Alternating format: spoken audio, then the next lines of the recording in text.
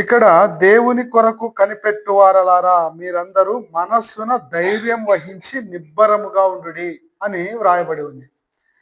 దేవుని కొరకు కనిపెట్టే వారు ఎవరైతే ఉన్నారో వారందరికీ దేవుడు ఒక సూచన ఇస్తున్నాడు, ఒక నియమం పెట్టిస్తున్నాడు. ఒక నియమం అదేంటంటే, మీరందరూ మనస్సున ధైర్యము వహించి నిబ్బరముగా ఉండుడి.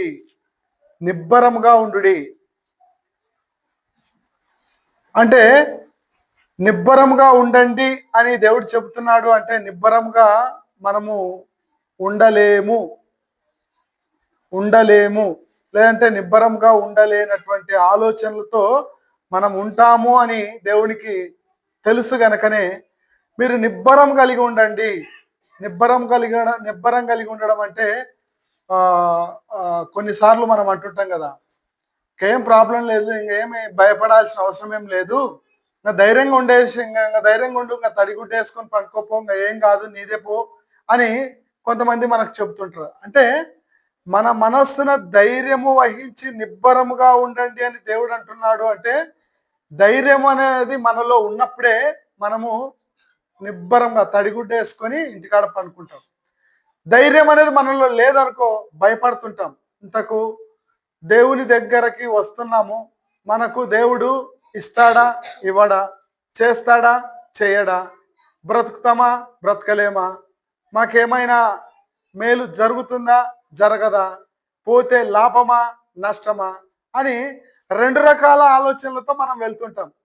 హాస్పిటల్కి పోయినాం, తిరిగి ఇంటికి వస్తామా రామా, రోగం బాగవుతుందా బాగా కాదా అంటే అపనమ్మకం ఉంటాం. తడిగుడ్డ మీద వేసుకొని పడుకుందాము అన్న ధైర్యం అనేది మనలో ఉండదు.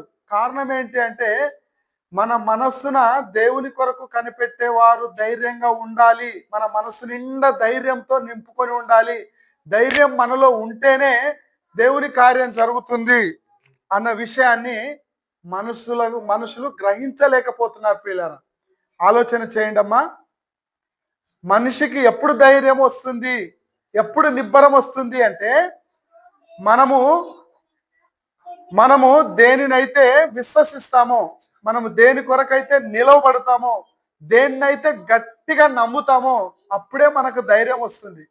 ఎప్పుడైతే మనము నమ్మకంలో అపనమ్మకం ఉంచుతామో అప్పుడు మనకు ధైర్యం రాదు.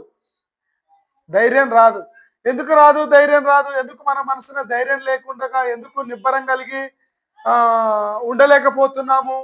అనుమానిస్తున్నాము. జరుగుతుందా జరగదా, చేస్తామా చేయలేమా, ఉంటుందా ఉండదా, పోతుందా పోదా, ఇట్లాంటి ఆలోచనలు ఎందుకు అపనమ్మకం కలుగుతుందంటే మన మనస్సున అనేది ధైర్యము చెడిపోయి ఉన్నాం. అందుకే మనం ఏదైనా దేవుని కొరకు ఒక కార్యాన్ని జరిగించాలి అంటే ఆ కార్యాన్ని జరిగిస్తామా జరిగించలేమా, జరుగుతుందా జరగదా అన్న అపనమ్మకం మనలో ఎప్పుడైతే వస్తుందో అప్పుడు మనం భయపడిపోతాం. అపనమ్మకం లేకుండా ఉన్నాం అనుకోండి, ధైర్యంగా ఉంటాం. ఉదాహరణకి ఇప్పుడు పుస్లూరు నుంచి అనుకొండకు బస్సు పోయిన బస్సు తిరిగి మన ఊరికి వచ్చింది. ఆ బస్సు ఎక్కినామంటే ఖచ్చితంగా కర్నూలుకి వెళ్తాము అన్న ధైర్యం ఉన్నప్పుడే మనకు నిద్ర వస్తుంది. ఈ బస్సు పోతుందా పోలేదా, మధ్యలో ఎవరైనా దొంగలు వచ్చి కొడతారా, లేదంటే ఈ బస్సు పంచర్ అవుతుందా, లేదంటే ఈ బస్సు ఏమైనా తిరిగిపోతుందా, ఏదైనా అడ్డం వచ్చి ఏమైనా యాక్సిడెంట్ జరుగుతుందా అంటే మెలకువతో చూసుకుంటుంటాం. ఎప్పుడు నిద్రపోతాం? బస్సు ఎక్కగానే ఎప్పుడు నిద్రపోతాం, ఫ్లైట్ ఎక్కగానే ఎప్పుడు నిద్రపోతాం, రైలు ఎక్కగానే ఎప్పుడు నిద్రపోతాం. మనకు నిద్ర ఎప్పుడు వస్తుంది?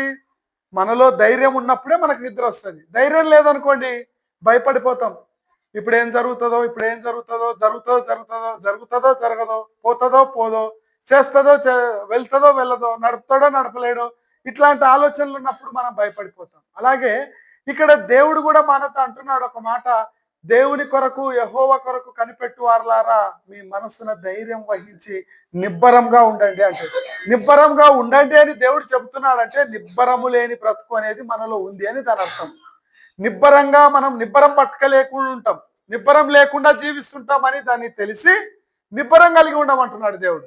అందుకే ఒకవేళ ఆ నిబ్బరము మనకు రావాలి, ఆ ధైర్యం అనేది మనకు రావాలంటే ఎట్లా వస్తుంది, ఎక్కడి నుంచి వస్తుంది, ఆ ధైర్యాన్ని మనం ఎట్లా పొందుకుంటాము అంటే, ఈ ప్రపంచంలో జ్ఞానవంతుడు ఎవరైనా ఉన్నారు అంటే ఒక భక్తుడు సొలొమోను భక్తుడే.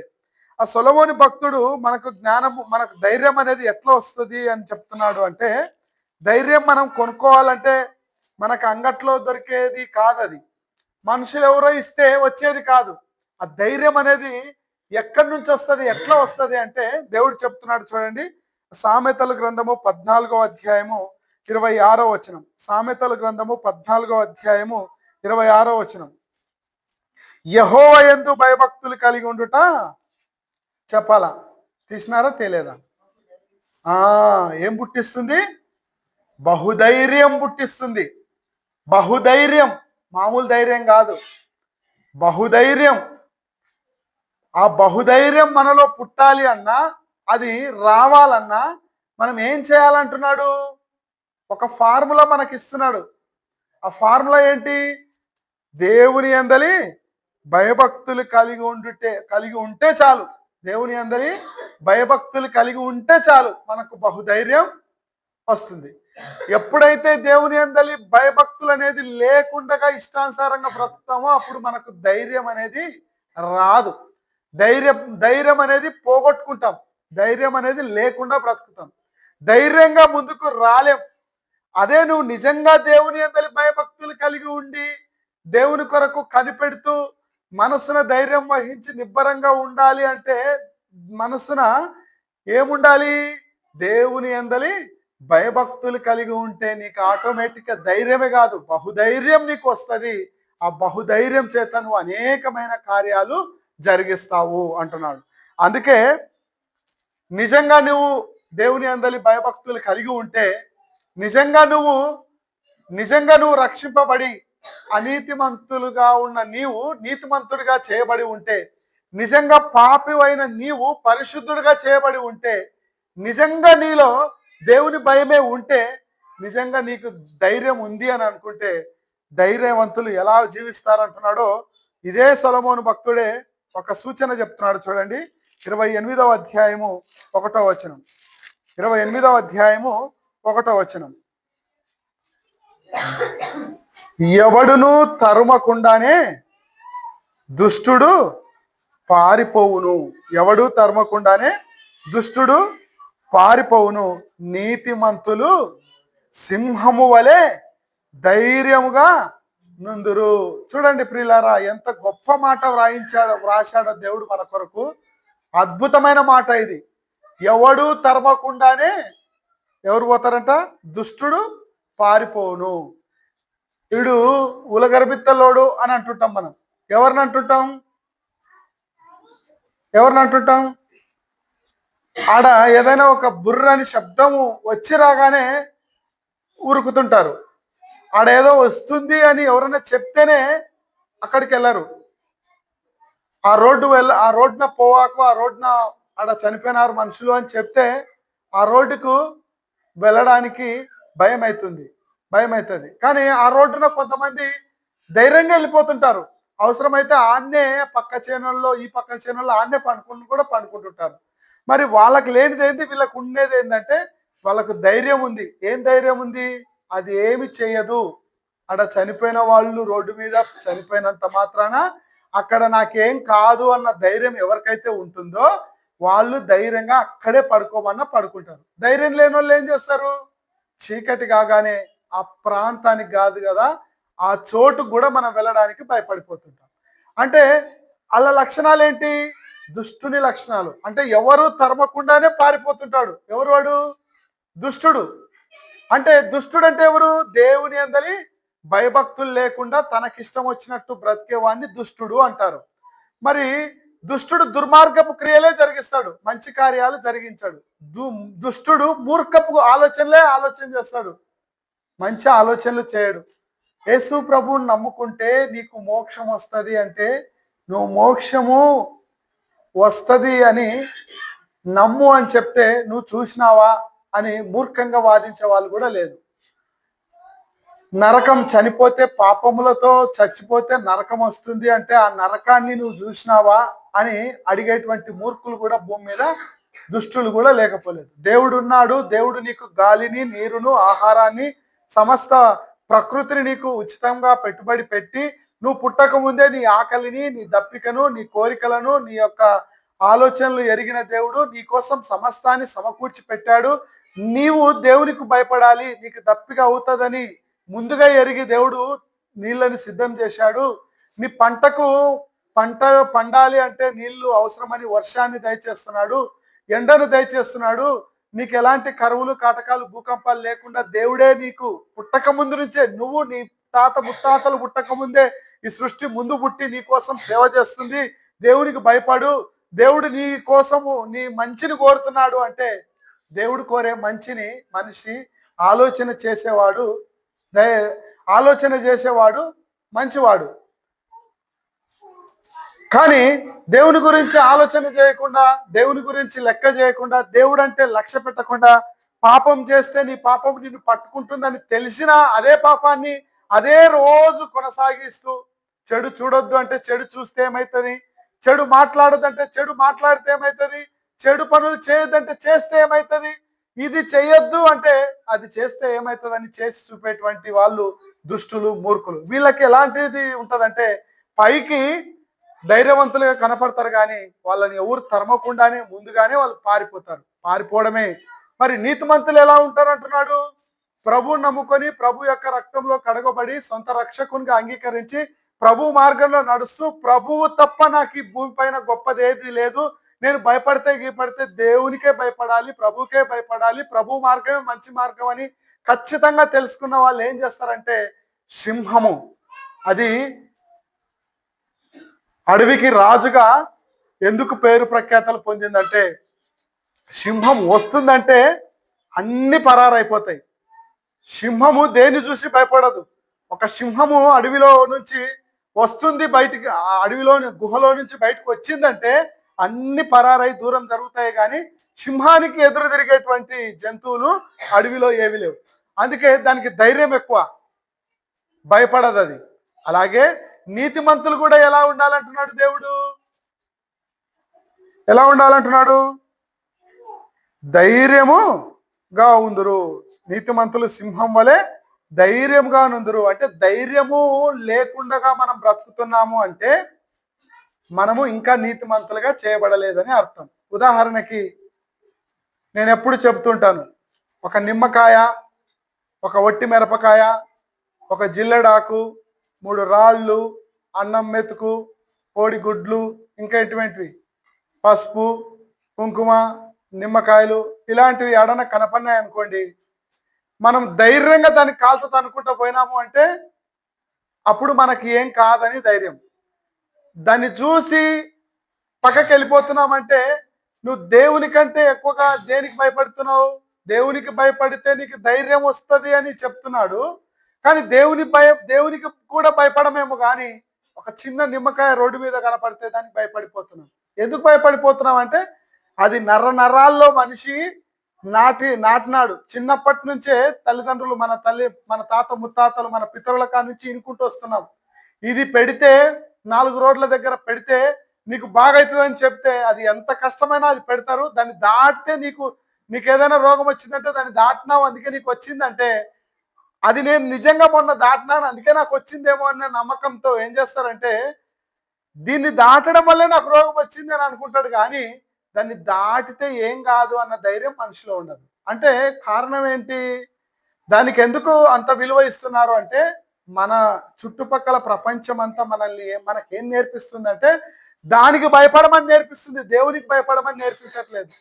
ఏం నేర్పిస్తుంది లోకం అంటే, ఫలానా రోజు నువ్వు వెళ్తే నీకు కీడు జరుగుతుంది, ఫలానా పని చేస్తే, ఫలానా దినం చేస్తే నీకు ఇది జరుగుతుంది అనేది నీకు నేర్పించుకుంటూ వచ్చినారు. కాబట్టి అది నిజంగా జరుగుతుందేమో అని భయం ఉంటుంది మనకు. అందుకనే ఆ కార్యాన్ని ఎంత దేవుణ్ణి నమ్ముకున్న వాళ్ళైనా సరే దాన్ని చేయడానికి ఒక పక్క భయపడుతుంటారు. ఎందుకు భయపడతారంటే నిజంగా నువ్వు వాటికి ఇచ్చినంత విలువ దేవునికి నువ్వు ఇవ్వడం లేదు. కంటికి కనబడే నిమ్మకాయకి ఇచ్చినంత విలువ కంటికి కనబడని దేవునికి, మనల్ని బ్రతికించే దేవునికి, జీవమును ఆయుష్ను ఊపిరిని దయచేసిన దేవునికి మనం ఇవ్వడం లేదు. అందుకే పాపము విచ్చలవిడిగా చేసేస్తున్నాం. దేవుణ్ణి నమ్ముకున్న వాళ్ళైనా, దేవుణ్ణి నమ్మని వాళ్ళైనా, దేవుని యందలి భయభక్తులు కలిగి ఉన్నవారైనా, భయభక్తులు లేని వారైనా ఎందుకు విచ్చలవిడిగా పాపము లోకంలో పెట్టరేగిపోతుంది. ఎందుకు ఇంత విస్తారంగా జరిగిపోతుంది? దేవునికి ఎవ్వరు ప్రాముఖ్యత ఇవ్వడం లేదు అంటే మనిషి లోకం దేవుని పైన మనిషికి మనస్సున ధైర్యము చెడిపోయింది. మనిషికి మనస్సులో ధైర్యం అనేది లేదు కనుకనే దేవుని పైన భయం అనేది రాకుంటుంది. దేవుని పైన భయం అనేది ఉంటేనే నీకు ధైర్యం వస్తుంది. నీకు ధైర్యం ఉంటేనే నువ్వు నీతిమంతులు సింహం వలె ధైర్యంగా ఉంటారంట. మరి అలాంటి సింహము మనలో కనపడుతుందా? నిమ్మకాయను చూస్తే పారిపోతున్నామా? ఒకసారి ఆలోచన చేయండి. నిమ్మకాయ అనేది నిమ్మకాయ కొరకు మనం పుట్టలేదు, మన కొరకే నిమ్మకాయ పుట్టింది. అర్థమవుతుందమ్మా? దేవుడు దేవుడు మన కొరకు వాటిని చేశాడు కానీ వాటి కొరకు మనల్ని చేయలేదు. అంటే ఇందులో మనము ఎవరికంటే గ్రేటు? నిమ్మకాయ కంటే గ్రేటు. నిమ్మకాయనే మన కింద ఉండేది, మనము నిమ్మకాయ పైన లేము, నిమ్మకాయ కింద మనం లేము, నిమ్మకాయకి పైన ఉన్నాం. ఒక జిల్లడాకుకు 3 రాళ్లకు గుడ్లకు అన్నానికి ఇచ్చినంత విలువ మనం దేవునికి ఎందుకు ఇవ్వలేకపోతున్నాము? దేవునికి ఎందుకు భయపడలేకపోతున్నాము అంటే దీనికే భయపడతాం.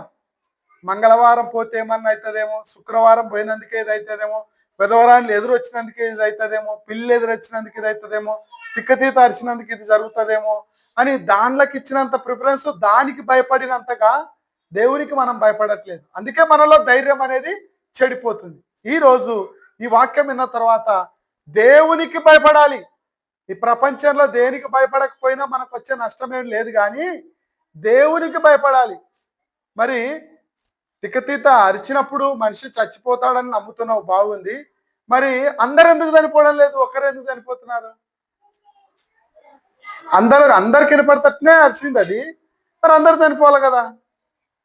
అంటే నువ్వు తూ తూ అని ఎంగిలుమ్మిస్తే నువ్వు బ్రతుకుతావు, తూ అని ఎంగిలుమ్మి అనే వాళ్ళు బతుకుతారు. అంతేనా? బతుకుతారా? అది కాదు. నువ్వు ఎంగిలుమ్మిచ్చినంత మాత్రాన పక్షి దాని అరుపును దేవుడు సృష్టించాడు. అది ఒక రకమైన అరుపు. ఎందుకు అది అరిస్తే చనిపోతారని నానుడు ఎందుకు వచ్చిందంటే అవి ఎక్కువగా సమాధులలో గుడ్లు పెట్టుకొని సమాధులలో కాపురం చేసేటివి అవి పక్షులు. అవే ఎక్కువ సమాధులలో ఉంటాయి. ఒకవేళ ఎవరైనా సమాధి కార్యక్రమం జరిగించడానికి సమాధుల్లోకి వెళ్ళినప్పుడు అక్కడున్న గుడ్లకు తనకు హాని జరుగుతుందేమో అని అవి లేచి పైకి ఎగిరి అరుస్తాయి. అరిచినప్పుడు అక్కడికి ఎవరో సమాధిలోకి వచ్చినారు, తన గూడుని ఎవరో చెదరగొట్టినారు అని అర్థం చేసుకోవాలి మనం. అంతే. అవి లేచినాయి అంటే ఎవరో చనిపోయిన వాళ్ళు అక్కడికి వచ్చినారు, చనిపోయిన కార్యక్రమం జరిగిందని అనుకోవాలి. కానీ అది అరిస్తే మనం చచ్చిపోతామని కాదు. అది అరిచింటే చచ్చిపోయినది కాదు. అది చచ్చిపోయిన మనిషిని చూసి వాళ్ళు వచ్చింటే అవి అరుస్తున్నాయి. కానీ మనిషికి ఏమర్థమైంది? అవి అరిచినాయంటే చచ్చిపోతామని దానిలోకి భయపడిపోతున్నాం. అంటే తిక్కతీతకి ఇచ్చినంత విలువ దేవునికి ఇవ్వడం లేదు. అది బాధ. ఇప్పుడు బాధాకరమైన విషయం ఏంటంటే తిక్కతీత అరిస్తే భయపడతామని భయపడుతున్నాము, పాపం చేస్తే దేవుడు శిక్షిస్తాడని మాత్రం భయపడం. పాపం చేస్తే దేవుడు శిక్షిస్తాడు, అబద్ధం ఆడితే దేవుడు శిక్షిస్తాడు, దొంగతనం చేస్తే దేవుడు నష్టపరుస్తాడు, చెడ్డ చూపులు చూస్తే, వ్యభిచారం చేస్తే, నరహత్య చేస్తే, విగ్రహారాధన చేస్తే ఇవి దేవుడు నిన్ను నాశనానికి నరకానికి పంపిస్తాడంటే అది నమ్మం. చిన్న గుడ్డును చూస్తే నమ్ముతాం.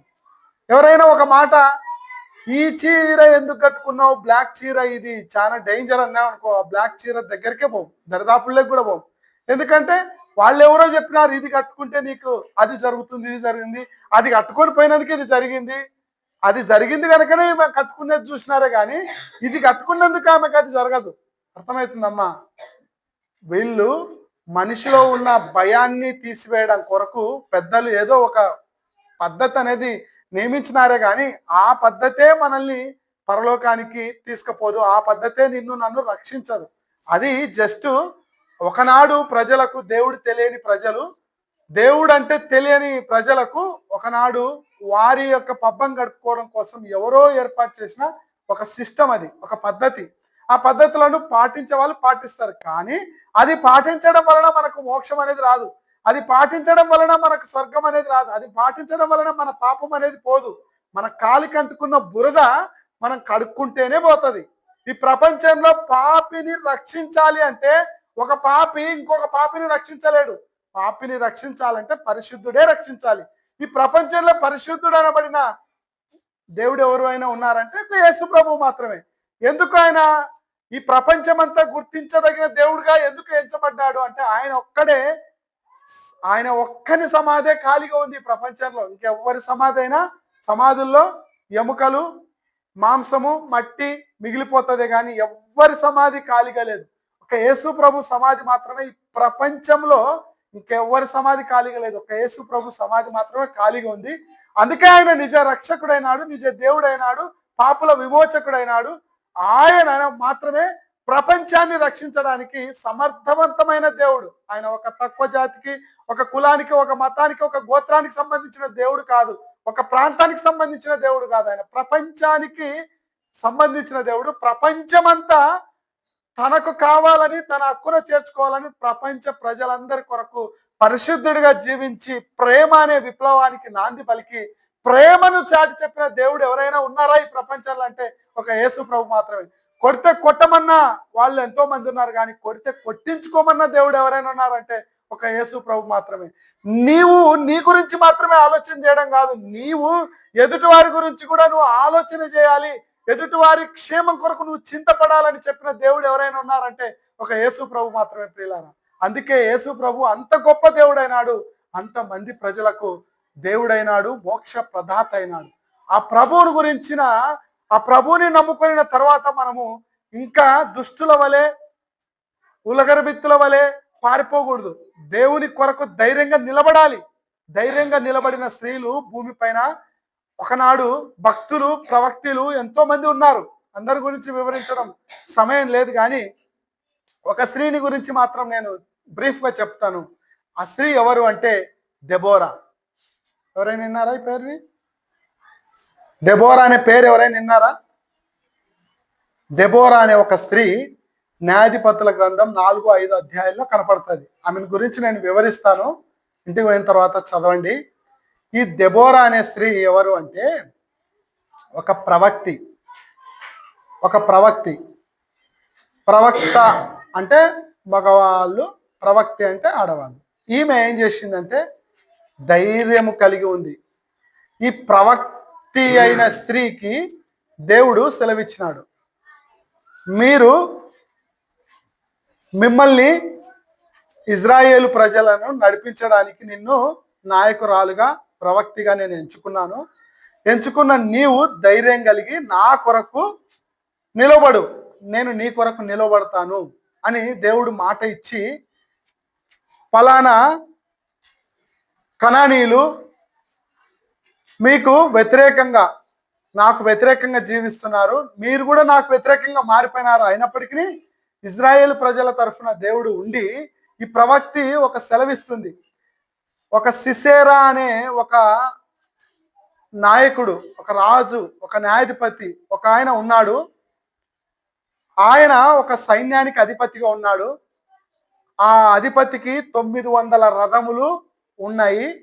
20 సంవత్సరాలు ఇజ్రాయెల్ ప్రజల్ని కఠినంగా బాధించిన ఒక దుష్టుడు. ఇజ్రాయెల్ ప్రజలంటే దేవుని ప్రజలు.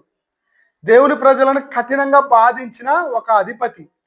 ఆయనను నేను పట్టించబోతున్నాను, మీకు నేను అప్పగించబోతున్నాను, ఆయనకు మీరు ఎదురుగా నిలబడాలి అని ఈమెకు చెబుతాడు, దెబోరా అనే ఒక స్త్రీకి. ఈ స్త్రీ ఏం చేస్తుందంటే బారాకు అనే ఒక ప్రవక్తను పిలుచుకొని, నీవు మనలో ఉన్నటువంటి ఒక 10,000 మంది మనుషుల్ని పిలుచుకొని రా, ఎందుకంటే దేవుడు నాకు సెలవిచ్చి చెబుతున్నాడు, ఆ ఇజ్రాయేలు ప్రజలను 20 సంవత్సరాలు కఠినంగా శిక్షించినటువంటి ఆ సిసేరాను, ఆ 900 రథములు కలిగినటువంటి ఆ కఠినుణ్ణి, ఆ క్రూరుణ్ణి నీకు దేవుడు అప్పగించబోతున్నాడు, నువ్వు రా అంటే ఈ బారాకు అనే ప్రవక్తకు గుండెలు అవిసిపోయినాయి. ఆయన సిసేరా అంటే 20 సంవత్సరాలు కఠినంగా బాధించిన మహాక్రూరుడు. ఆయనకు మనం ఎదురు తిరగడమా? ఆయనకు మనం ఎదురు తిరిగి నిలవబడతామా? ఆయనకున్న రథములు ఎన్నో తెలుసా? 1 కాదు, 2 కాదు, 100 కాదు, 200 కాదు, 900 రథాలు ఉన్నాయి. చాలా కఠినమైన వ్యక్తి. ఆ వ్యక్తికి ఎదురు తిరిగినారంటే మీ బుద్ధి పుట్టిన వాళ్ళైనా చావాల్సిందే.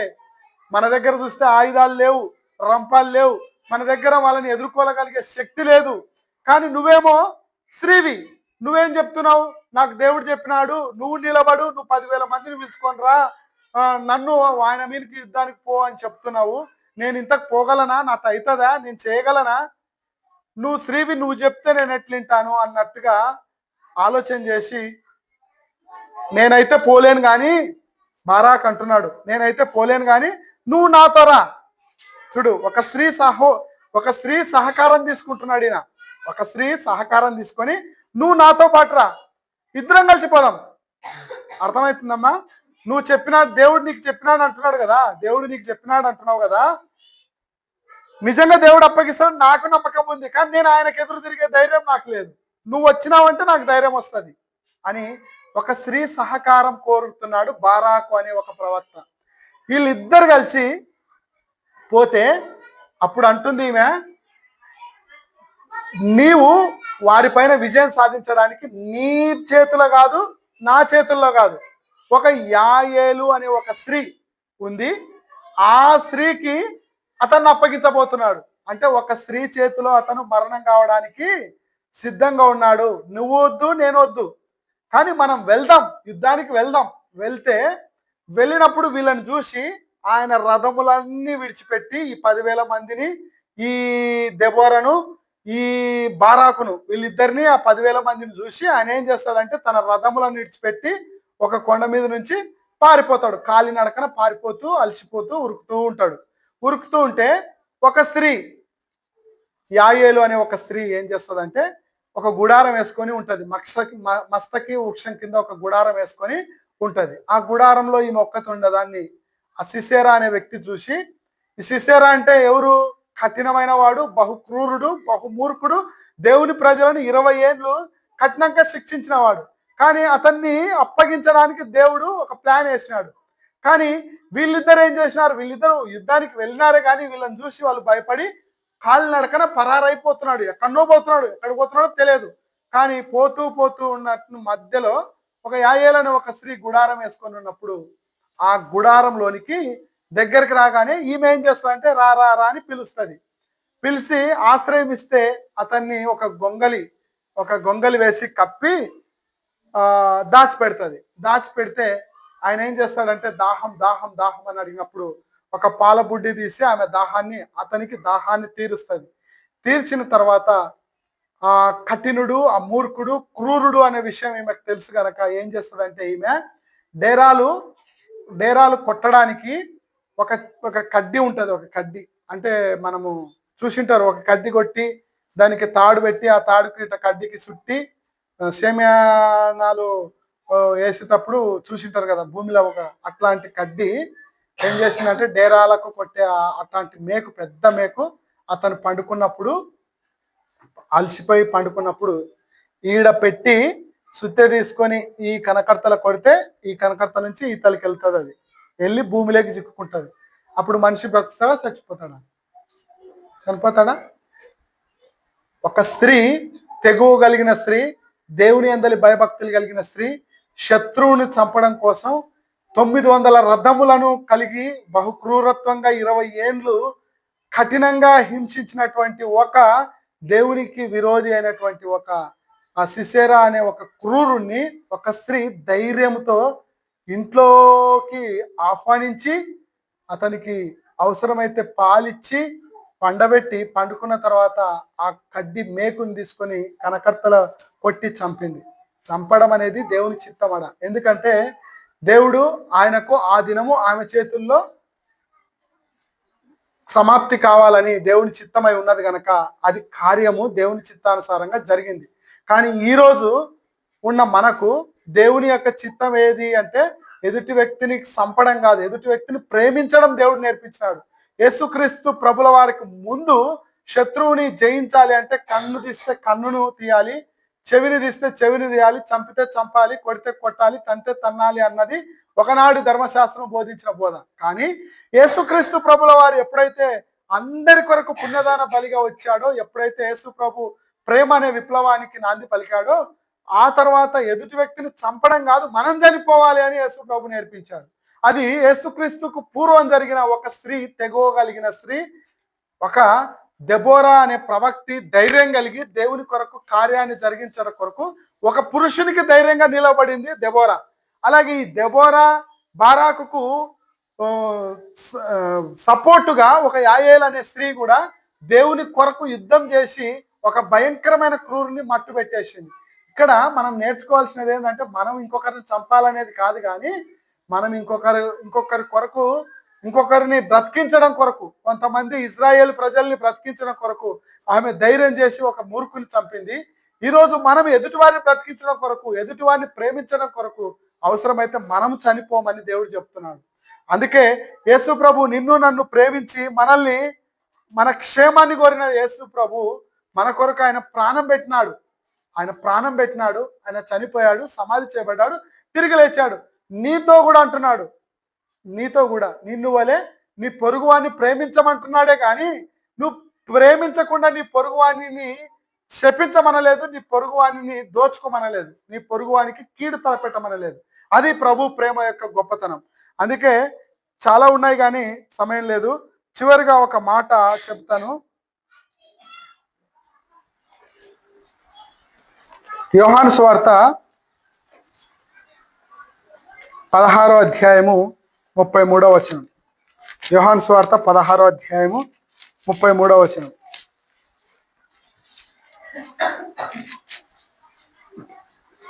నా యందు మీకు సమాధానం కలుగునట్లు ఈ మాటలు మీతో చెప్తున్నాను. లోకములో మీకు శ్రమ కలుగును, అయినను ధైర్యము తెచ్చుకొనిడి, నేను లోకమును జయించి ఉన్నాను అనేను.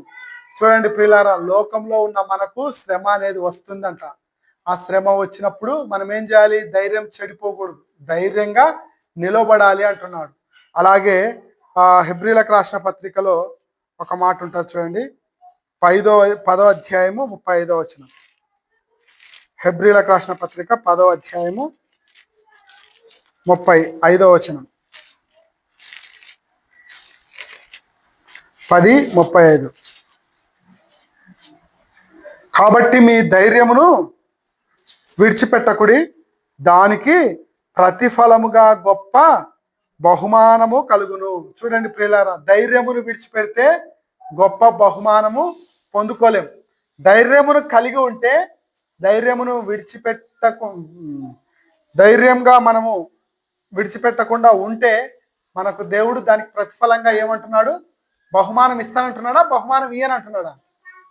చెప్పాలి. దేవుడు బహుమానం ఇస్తానంటున్నాడు. మరి ఆ బహుమానం నీవు నేను పొందుకోవాలి అంటే ఈ లోకంలో ఉన్న శ్రమలను చూసి, ఈ లోకంలో పుట్టించిన పుకార్లను చూసి, ఈ లోకంలో మనుషులు భయపడుతున్న దానికి మనం భయపడి ధైర్యాన్ని విడిచిపెట్టి మనం ఇష్టానుసారంగా బ్రతికి, దుష్టుడు పారిపోయినట్టుగా, ఎవడు తరమకుండానే దుష్టుడు పారిపోయినట్టుగా మనం పారిపోయి చిన్న దానిలకు భయపడిపోయి దేవుని పైన నమ్మకం లేకుండా, దేవుని పైన అల్ప విశ్వాసంతో, దేవుని పైన నమ్మకం, దేవుడు చెప్పిన దాన్ని వినకుండగా, పాటించకుండగా, మందిరానికి రాకుండగా, చేస్తే ఏమవుతుంది, చూస్తే ఏమవుతుంది, పోతే ఏమవుతుంది, చేయకుంటే ఏమవుతుంది, రాకుంటే ఏమవుతుంది అని మందిరానికి రాకుండా ఇష్టానుసారంగా వాక్యం వినకుండగా మన ఇష్టానుసారంగా మనం దుష్టుడు బ్రతికినట్టుగా బ్రతికితే మనలో ధైర్యం కాదు, మనలో భయం ఉంటుంది. ఆ భయం ఉన్నప్పుడు మనం ఎప్పుడూ దేవునికి దగ్గర కాలేం. అందుకే దేవుడిచ్చే బహుమానం నీకు నాకు రావాలంటే దేవునికి మాత్రమే భయపడాలి, దేవుని మాత్రమే లక్ష్య పెట్టాలి. ఈ లోకంలో ఉన్న దేనిని లక్ష్య పెట్టకూడదు, దేనికి భయపడకూడదు.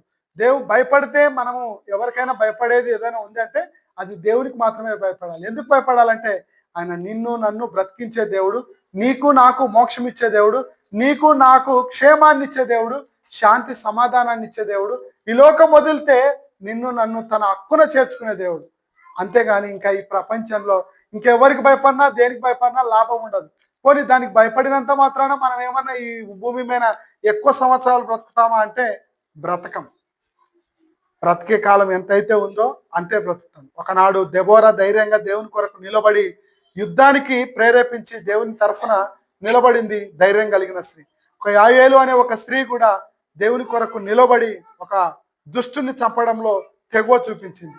అలాంటి తెగువ కలిగి ఈరోజు దేవుని అందరి భయభక్తులు కలిగి పాపాన్ని అసహించుకొని పరిశుద్ధంగా జీవిస్తూ లోకానుసారంగా కాకుండా, లోకంలో కలిగిన శ్రమలకు భయపడకుండా దేవుని కొరకు నమ్మకంగా నిలబడి ధైర్యం కలిగి దేవుని యొక్క బహుమానాన్ని పొందుకోవడానికి మనమందరము సిద్ధపడదుము గాక. నేను